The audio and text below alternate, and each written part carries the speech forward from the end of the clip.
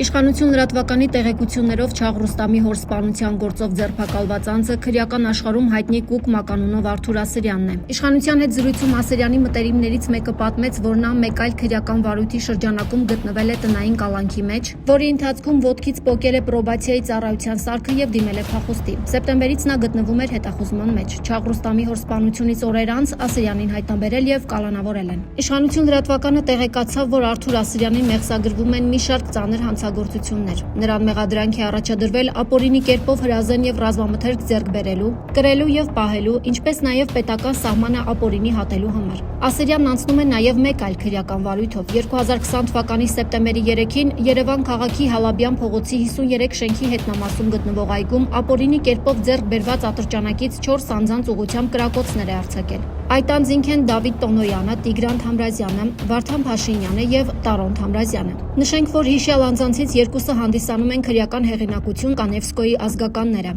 Ավելի վաղ հայտնել էինք, որ Կոմիտաս 44 շենքի բակում անհայտ անձինք կրակել էին ավտոմեքենայում գտնվող Չաղ Ռուստամի հոր Ռոբերտ Ստեփանյանի վրա։ Վերջինս ծայրահեղ ծանր վիճակում տեղափոխվել էր հիվանդանոց, որտեղ էլ գիտակցության չգալով մահացել էր։ Մեր տեղեկություններով շրջանառվող միակ վարկածը Վենդետան է։ Չաղ Ռուստամը այս պահին կալանավայրում է քրեական հեղինակություն ֆազի սպանության գործով, սակայն իրավապահները չեն կարողանում հիմնավոր ապացույցներ ձեռք բերել առ այն, որ Չաղ Ռուստամի հոր սպանությունը պատվիրել են ֆազի մերձավորները։ Մահափորձի ժամանակ ֆազի եղբայրը եղել է տանը եւ որևէ փաստ կամ ապացույց չկա, որ հենց նա է կատարողը։ Լիա Սարգսյան, Իշխանություն լրատվական։